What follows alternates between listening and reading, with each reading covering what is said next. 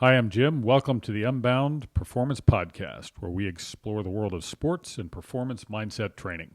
And I'm Caroline. Each week we talk about the strategies, habits, and mental framework that help us to excel.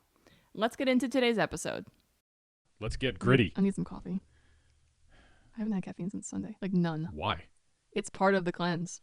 Tea has caffeine in it. I'm drinking decaf tea. Herbal tea does not have caffeine in it. I've had zero caffeine. I went cold turkey on carbs and caffeine. That's almost a good idea. Yeah, but no. Caffeine. Like, usually in the morning I wake up and I get my coffee, put my little eye patches on, make my coffee, and I'm just like happy. That's crazy talk, man. No caffeine. No caffeine. No. Yep. Okay. All right. Part 3. Part Chapters 3. 7, 8, 9. Chapter Why 7, is 8, this 9. math so hard for me? I don't know. Especially, you're the one with the NBA. Getting grittier. Maybe we're getting grittier along the way, or at least learning how to become grittier. But I haven't gotten any better at the. I can do the floss. I can floss, but I don't know how to do the gritty. I bet you could if you practiced. I'm tell you what I'm not gonna do. Deliberately. If I deliver, look at you with the transitions I and the know. content. Look at me. Speaking of chapters 7, 8, 9. Now I can Mhm. get my math right. Of Grit by Angela Duckworth. Today we'll talk about practice, purpose, And hope. and hope. That's right. I said it when I walked in the door. There's a lot to talk about in these chapters. A lot. But we'll jump into practice first. Cool.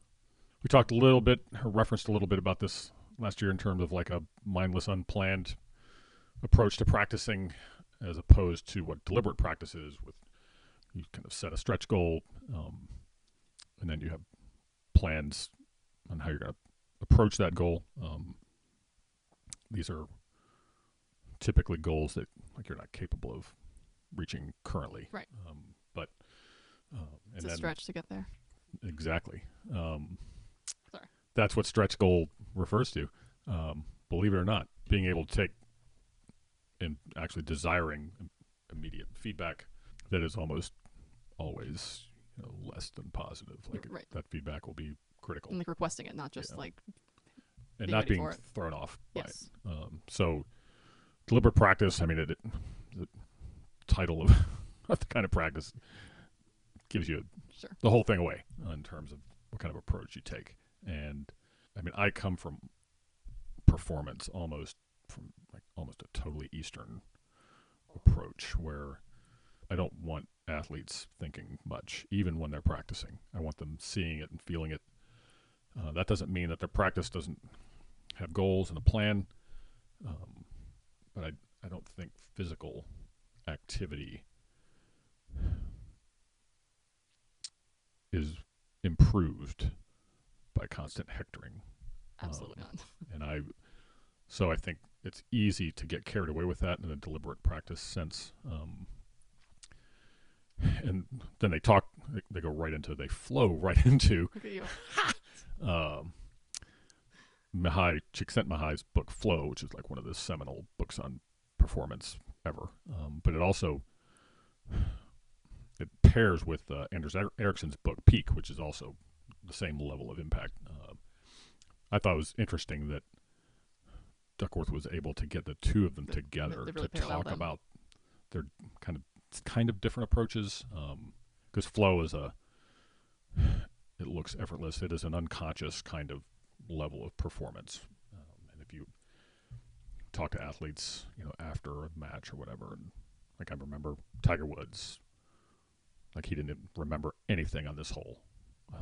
He just did it. So she comes to the conclusion, which I pretty much agree with, that the deliberate practice kind of approach is good for practice. It's not good for performance. We want to. So you don't want to deliberately perform? No, I don't think so. Some people do think so, though, Right. and they coach that way. Yep. I'm in a disagreement with them. I think playing freely in the zone or whatever, it does not happen with technical feedback being. Well, it disrupts the flow. I mean, Totally. every time, even if it's positive, sometimes even if it's positive For feedback, sure. it can. Yep. If you suddenly have that, like you're in the zone and you're in your flow, and someone says, even just like you're doing great, you're having the best game of your life, Yep. that one little thing can really even trigger you. I remember when I was, my youngest was really young. I was like reading a bunch of parenting books, which has gone out the window now, of course. but it was talking about if we're so tempted to always like ask our children, "What you doing? You having fun? Like, show me, sing me a song," and almost entertaining them by talking to them all the time. And it was saying like, if your child is sitting by themselves, playing independently, happily, content, don't interrupt them and say, "Hey, what are you doing? What does the cow say?" Like they're in a state of being able to control their environment. They're content, and so those interruptions, whether it be in a performance state or in that example with the child, when you interrupt someone's mental state, you throw off the whole success of what's going on. Yeah, and as it connects to performance, one of the key aspects of a flow state is a removal of judgment from our performance, a removal of self-consciousness from our performance. Even when you praise, "Hey, that was a perfect set. That was a great shot." All of a sudden, they're brought back to, Yep. well, you didn't say that in the last shot. Yep. So you wind up Totally. chasing this positive kind of affirmation instead of just playing unconsciously. Well, I think the more that if you have become accustomed to chasing positive affirmation, it makes the negative even worse when you get that, right? Like if you're always seeking, if you're used to getting praise and therefore you're seeking it, when you get the negative feedback, it's almost even nastier. It goes bad two ways. Like if you don't, let's say they say nothing Yeah. on the next play, then you're wondering, which is it? Like, did I not do good on that? Or, and then never mind if it's, you're already ready to judge yourself negatively, then add negative judgment. I know Pete Carroll in his book, Win Forever, he has this great quote, which I thought, I don't know, want to send it to everybody. But it was, if we think self-confidence is so important, which we all do. Yeah. If you took a poll of all coaches in the world, Definitely. they would all say, "Oh yeah." Then why do we act in a way that like lowers self-confidence? And I see it all the time. Like, I was watching one of the playoff football games in college, and kid messed up, and he comes over, and he is getting lit up by his coach. And look, I get it. I played football. I was just thinking, I wonder if that's going to help him play better the next time. I think that reel I sent you this morning. Like, how's that going to impact? That was, I sent that reel to a few people the other day when I first saw it. It was a college basketball coach and press conference after game, and just talking about how soft and selfish and delusional his team was. And on one hand, like, I could totally empathize. Like, you can empathize with the thoughts in your own head. Yeah, but to like say them out loud at a press conference. I was quite taken aback, and then I was thinking, like, I wonder how that's going to go over in the locker room. Yeah. Like, how's and that? He blasted his assistant, his whole. Yeah, he basically blasted everyone but himself. Everybody, yeah. And so from what's the conversation with each individual player and their parents? What's that like? To me, it just could go wild in terms of the ramifications of it. But he clearly was at wit's end and quite frustrated, which I can also really empathize with. You're seeing a lot of that wit's end frustrated amongst college coaching lately. It's unrelated to what we're talking about, but the exit of a lot of coaches that just can't do it anymore.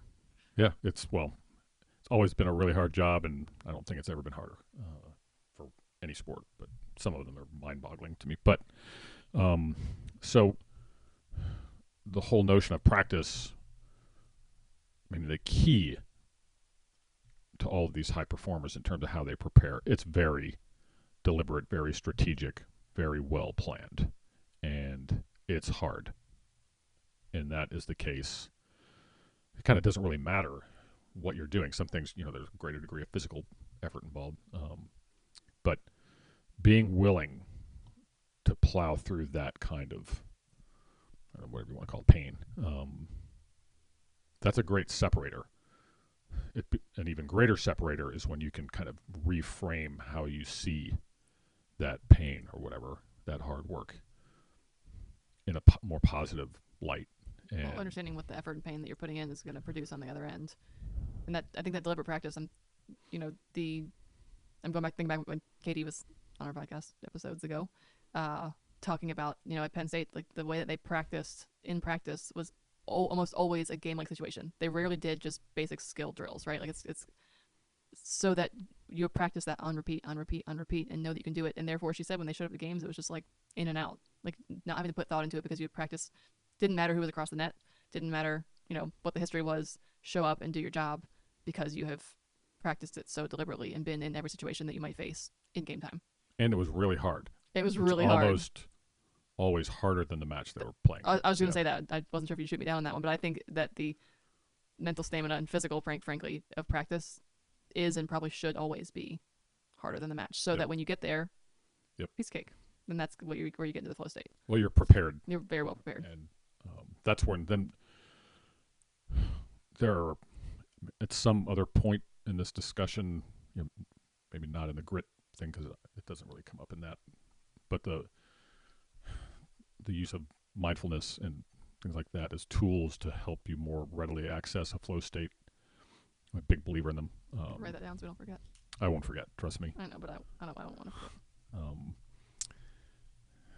But the idea of allowing a flow state to occur, like you can't force that, but you create conditions. You can't wake up and be like, today I'm going to be in a flow state. No, I'm in a flow state now. Now, go.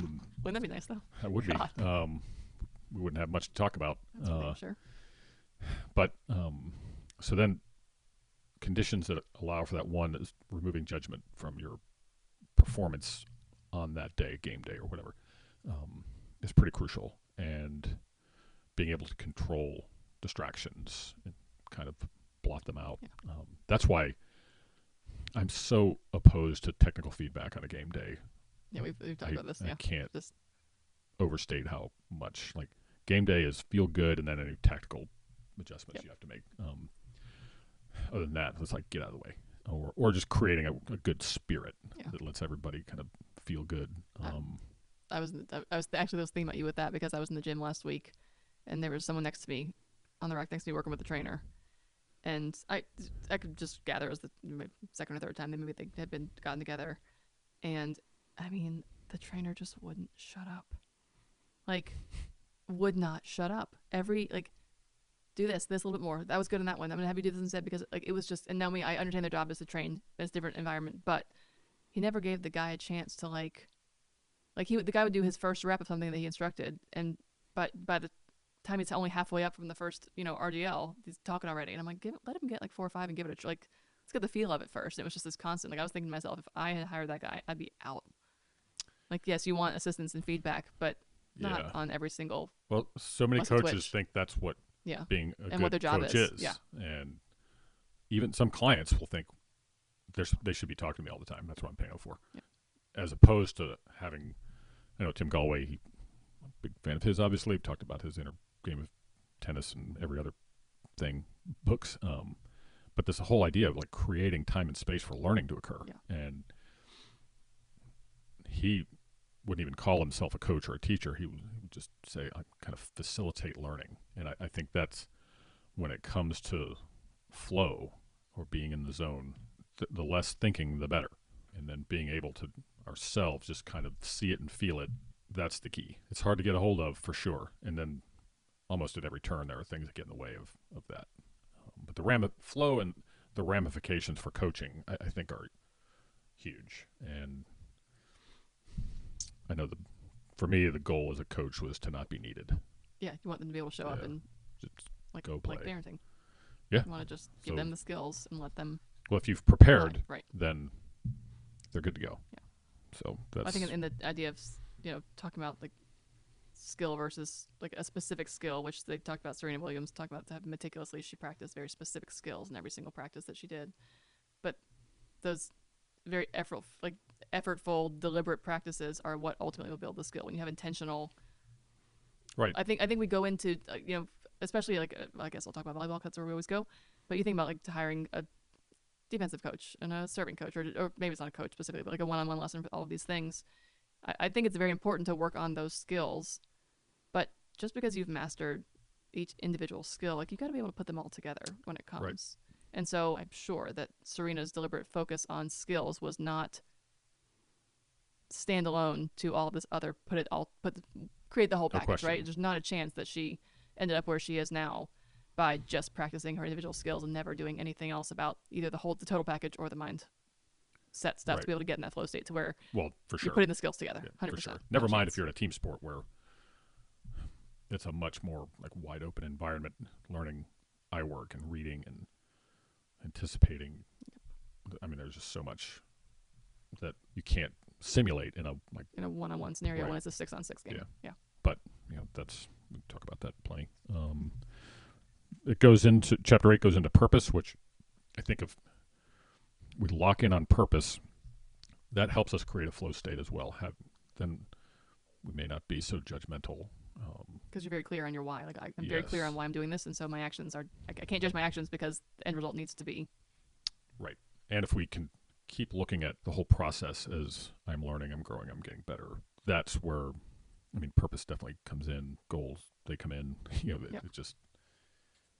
But it's hard to do. I mean, it's very easy to fall into these traps where our natural kind of negativity bias really takes over. But I think that's where, I know Kobe Bryant, he talks so much about this late in his career and then even after, about not worrying about failing. Like, I'm learning whether I'm winning or losing. And if we can kind of reframe it, that doesn't mean that you're not, if you don't hit it that day, you're not going to be angry. Right. You can have feelings about the failure itself, but to power through and learn what the lesson was. And learn how, like, if it's during competition, then you have to really learn how to manage that. Store somewhere else for later. But purpose, I mean, she talks a lot in this. For her, purpose is always tied to other people. Yep.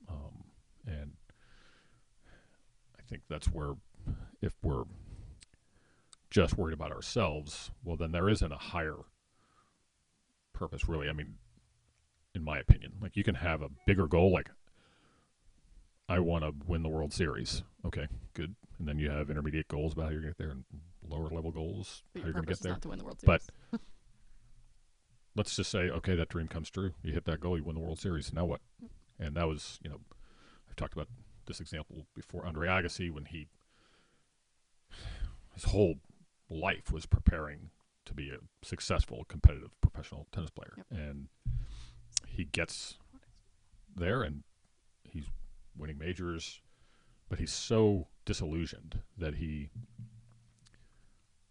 winds up like in drug rehab and kind of lost everything. And his book Open is fantastic. You mentioned that one quite a few times. Really good.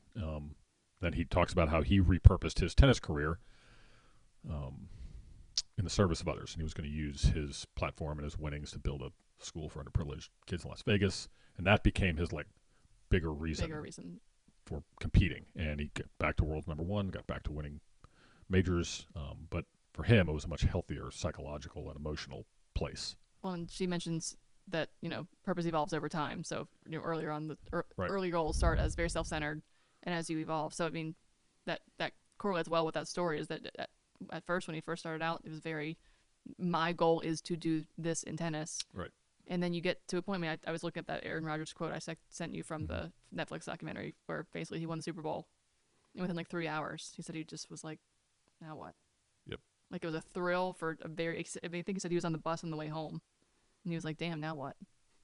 And so it really gets you to think. What I think we're hopeful that people don't do is get to that point where you don't know your purpose and you just have shot for these super high level goals, and then you learn after the fact that you wish you had figured out your purpose beforehand. And maybe, I mean, sometimes it takes something like that to be able to figure it out. Andre Agassi probably never thought to open a school for underprivileged kids, and he was fortunate to be able to come back to his love of tennis. But ideally, you don't get to a point where you have achieved what you thought was the highest goal possible, and then you have a letdown. And Duckworth makes the point in there, it's never too early or too late to kind of establish your purpose. Yeah. And I think that's an important truth, because if you are in a situation where you've accomplished the ultimate or whatever, knowing that you can repurpose is of great comfort. Yes. As opposed to, well, now what am I going to do? Right. Yeah, even if you haven't discovered what the purpose is specifically, knowing that you have another path, another journey beyond that can propel you into figuring out what that is. Yeah. And I know when I was coaching and we were, winning all the time, I didn't have some grand sense of, now I'll be able to use my platform, you know, to raise money to feed the poor and whatever. Yeah, why not? I didn't have that. I wish I would have, but at some point, after moving past that and gaining greater perspective, for sure, you learn, I can use that to help others. And I've said this before, if I had a horrible record as a coach and we never won anything, no one would care what I had to say. Yeah. And but the fact It's that kind of I was unfortunate, but fortunate enough to have all that, it gets foot in the door. And I remember when this one person was talking about me to a group of people the other day. He goes, "You were lucky. You have a rock star in your presence." And of course, I'm sitting there like embarrassed. But that you were the rock star in the yeah, I presence? was the rock star, I mean, and so which I do not see myself as that. Like if we had never won anything, so it matters. Like those results matter, but they don't matter ultimately. Right. And I think that's where this notion of our purpose, and then finding goals that kind of align with our purpose and that all aligns with what our values are, like that's really important. That's why taking time to reflect and think about. I mean, you can establish all these goals. That's really important. But establishing your own values, your own personal code for how you want to live, and then how does all this serve your grand, noble cause, as Simon Sinek puts it? That is the key to then being grittier. Like if you're, because she did all these studies when you can revisit your purpose when you're struggling, right, and that brings you back to why you're doing it, and then you can get back to it. It's like that kind of becomes cyclical, that you have ups and positives, and you're charging towards towards the enemy or whatever your goal is, and then you have a setback, and you revisit the purpose. Why am I doing this in the first place? And if that's solid enough, you will go back to it. Yeah, that effort and those hardships are worth every bit of it. Even from a business standpoint, like businesses that were also concerned had pro-social kind of goals as well, and that was part of their purpose. They did better in the long run. Like every time, people who gut it out, doing so in the service of others, whether it's your teammates or whatever, those people are grittier. Yeah. And well, in service of others is unlimited. Like right. There's never not someone else that you can be trying to serve your purpose, and so you've got a greater realm of where you can spread your purpose and spread whatever it is that you're giving, whether it be a good or a service or whatever that looks like. But when there are other people that are relying on you, and you know that there are other people who don't know about you yet, but you can help them too, you just keep chipping away. Yeah, and I think that's just how we want to live. Like the purpose provides a path to follow. A purpose provides a path to follow. Gives us a mission, as opposed to we wake up every day, do it again aimlessly. Yep. That's a horrible way to live to me. And, you name it, from Holocaust survivors, like having a purpose to survive that, and that's where they talk about hope in the next chapter. It used to be like the whole notion of, because hope infuses all these other pillars of grit, and the idea of learned helplessness. Martin Seligman, they did a study that probably, I don't know if it could be replicated today. That's what I was thinking when I was listening to it. Shock treatments for dogs. Yep. But the dogs that learned that no matter what they did, they were going to suffer, they were the ones who had no hope, and they would just give up. And they discovered that it wasn't the suffering that made them feel hopeless. It was the fact that they couldn't control any of it is what made them feel hopeless. And then he flipped that around, learned optimism, which is his hugely famous and really foundational book on all this. Highly recommended. If you can learn help, that was his point. Like if you can learn helplessness, guess what? You can also learn the opposite. And so that touches on our purpose, knowing that I can put up with this because I'm going to be in this doing so in the service of a grander cause than just myself. That's where hope kicks into that.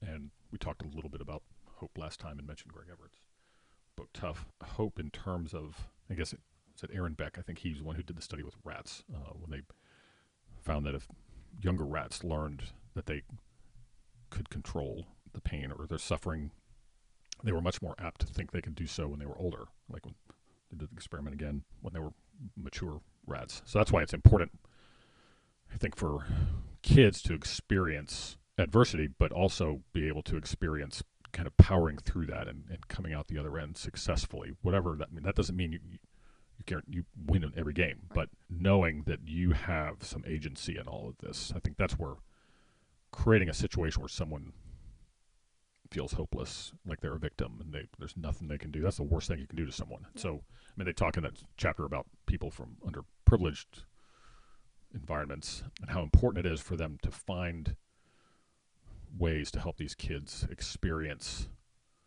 some mastery and success so that they can feel like, yeah, Right. I can do I can do this. it. She talks about, like right at the beginning of that chapter, the difference between I hope tomorrow's a better day versus I resolve to make tomorrow a better day. Right.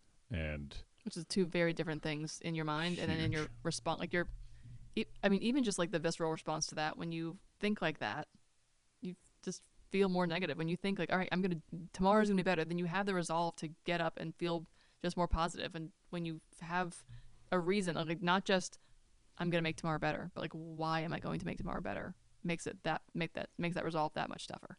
Oh yeah, and that's where like victimhood, learned Yeah. helplessness, that's death. Like that's not why we were here in the first place. I always think of Alexander Havard's like we were created for greatness, and not that greatness like we're all going to be Napoleon, but that we can But with purpose, not just to walk the earth and then leave one day. right.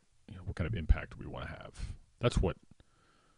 If you just think like this is it, I'm just going to sit here and kind of go to work, Right. go through the motions, come home, sit here, and then do it again the next day.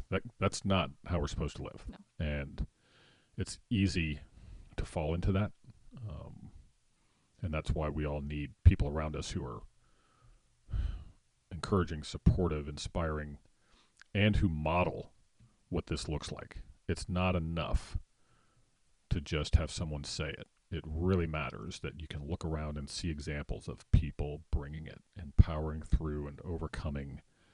And that's why, controlling your inputs, whatever they are, Oh, whether God, it's yeah. a music or books, or People. the people that are around People you. around you. That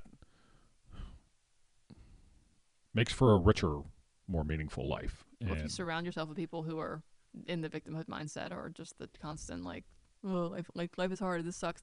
Like nothing makes me want to not spend time with someone more than when I come to them with a positive, conversation starter and they just immediately knock it to the ground for just out of like a pity or poor me or whatever it is. And it's like, can we not like? right, And I think the ability to decipher between those people and not gets clearer and clearer as you get older. Like figure out like what's good for you and what's not, and hopefully you figure it out at some point.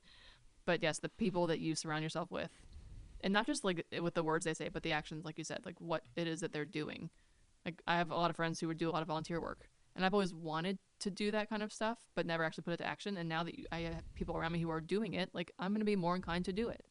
And it's very natural, and they didn't like I'm not friends with them because they like to volunteer, and they're right. But people that I care about and people who I trust and have a good bond with do this thing that I have been able to not commit to on my own, and therefore now it's happening. It's just a much easier natural progression to be able to be a little grittier and get those things done when people around you have the same. yes, and we are all kind of in a perilously fragile state psychologically. So it's not being selfish that you're surrounding yourself with people who Right. are uplifting and inspiring. It's crucial, Yeah. like because we're ready to fall off that Yep. wagon very quickly Yeah. and kind of spiral into like, "Ugh." And Well, the spiral's what you need to. That's to yeah, me is the really hard part. Is I mean not me personally, but when you don't have that deliberate action, you don't, and you're just doing the day to day monotony of life, you're gonna spiral, and you won't realize it until you're probably at the bottom of the hole yeah, and that's where like your back's totally against the wall. completely. And then you have a choice, and hopefully you're gritty enough at that point to climb out of it. Yeah, But yeah, it's um, you don't want to have to become that because you've been at rock bottom, back against the wall. yeah. So that's why all of these pillars like are really impactful in terms of setting up a way for Yep. us to live the life we're meant to live and that we have opportunity to live. And so that's, well, I think that's why this book is very meaningful and been wildly successful. Yeah. Let's keep hope alive. A huge part of keeping hope alive is, Nice. I know, Really riffing off your own stuff. I'm like there. a professional podcaster or something. But she talks at length about Carol Dweck's growth versus fixed mindset, and we have talked about that at length already. But the idea of like if we view potential and outcomes as fixed, well, then there's no reason to be hopeful. Put any effort in anything. We're just Yeah. like And we'll look at someone who's a natural and, yay, lucky them, so happy for you. I wish I was Yeah. that. But if we view things like where we have agency, we have a lot of impact on how things go. And we learn that our identity and worth is not strictly bound up in some performance outcome that we kind of lucked into by God's grace, but instead we look at all these opportunities to learn, improve, grow, get better. Well, that's how you have hope. Right. So, she ends that whole chapter with that, and I think that's exploring the difference between the two. And look, we all have to be on guard about the whole fixed mindset thing and praising people for qualities they just lucked into. And like those are the things that matter, these immutable characteristics that, well, I mean, just because someone is physically this or that and they won the genetic lottery, that is not praiseworthy. What they do with it. Yeah. Well, I think we talk about luck. I think in the victim mentality, you hear people like, oh, that's just my luck. That's my like your bad luck doesn't have to be your lot in life, just as your good luck of genetic giftedness doesn't have to be your only lot in life. Like it's what you do with it that's going to actually end up being your story. So whether it's, oh, I just have bad luck and like my life sucks. Okay, well, you can change that. Or just because you have this great genetic skill at, playing the violin, well, maybe you don't like it. And there's something else you like. I think that we tend to dive into the negative when there's bad luck. And when there's positive luck, it's like you're expected just to do it's it's like there's no in between. And so it's this, I don't know. I think I think it's every time we talk about luck on here, I think to myself, like, it's interesting to talk about this, like performance, all the things we can do, and then we say, well, some things are just luck. But you can, it's what you do with the luck, good or bad, that produces your outcome in the end. I know. I've seen a coach who during the game, any mistake their players made, oh, that's just unlucky, over and over and over. I was like, I think maybe it wouldn't have happened if they practiced on that more. But yeah, there are qualities in play that we can't control. The biggest waste of time there is trying to control them. Yeah, paying attention to them, worrying about them, like arguing with what is. Like Russell Thomas, when I met with him last Sunday, he says even from a business standpoint, one of the dumbest things you can do is argue what is. What is, yep. Because it is, and chances are, if it is, it probably already was, and it's not going to be anything different in the future. So let's move past that, and let's see what aspects of all this we do have control over. Well, I think that's an act of mindfulness, right? Like if you have the ability to say, "I'm not going to sit." Look at that. I know. If you can say, "I'm not going to argue with what's happening," then you're paying attention to what's happening, and you're looking beyond it. That's super Eastern, like for sure, and being aware. Like I have no control over these things. No. All right. Which is much easier said than done, by the way. Like it's not. Oh, like this is not, and I don't think it's something that you and I are definitely not me. No. Pros at by any means. No. But like the more you can talk about the intention and how to be thinking about these things, the more likely you might have little blips of it on your radar. And the more blips you have on your radar, the more it becomes right. Like the very basic habit forming things. I mean, I'm the worst at wallowing on what is sometimes, but then I have days where I talk to somebody else and I'm like, just, like, it's really easy to give advice to somebody else, right? But yeah, I think that trying to focus too much on what's happening right now is you're missing on what's coming up. And what you can do about it. If anything at all. Yeah, and usually, whatever it is you're doing, there are aspects of it that you can impact. Sure. And that's where planning and work and belief all come into play. Yeah. And your purpose for doing it all kind of comes together. And that learned optimism, that's how you want to live. You don't want to live the other way, where you're just like, I'm screwed. That's it. That's sad. No way to live. And so I think the more we can learn to be optimistic, the more optimistic we can become. Not mindlessly optimistic, but like optimism with a purpose and feet to it. Well, I think people think about optimistic people oftentimes as like these bubbly, happy all the time kind of people. But to me, true optimism is not necessarily like joyful and happiness. It is like intent and purpose. Yeah. And to me, that's way more. It might not be so obvious in like a social setting as the person who's like just happy all the time. You can show up like I don't know, just like eternal ray of sunshine type optimism is just not the optimism we're talking about necessarily. No, Pollyannish approach is right. no Yep. that doesn't do anything for anyone. And I don't think anybody's actually really like that. I think yes, it was like intended to be a cut don't that- be fooled. yeah. But having resolve that you're going to pour everything you've got into this process, that's the way to go. And purpose and hope are huge in that, for sure. We hope you enjoyed this episode of the Unbound Performance Podcast. Your support helps us continue to build our community. If you're enjoying this content, please like, subscribe, and share.